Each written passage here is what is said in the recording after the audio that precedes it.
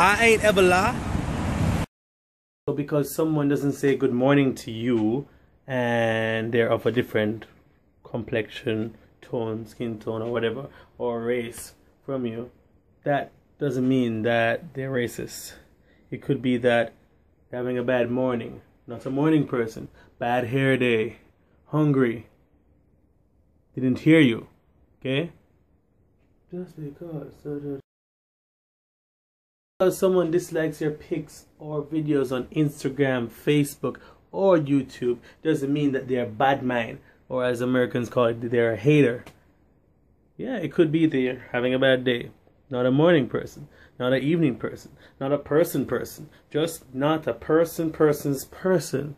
They could be depressed, they could be hungry, they could be horny, they could be so many things, could have just broken up with their spouse. So many things. Or a wild idea, some constructive criticism.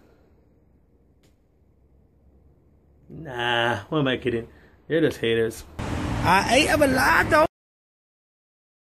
Just because I'm black doesn't mean I like fried chicken. Okay? Well, I do like fried chicken, but that's not the point. I ain't ever lied though.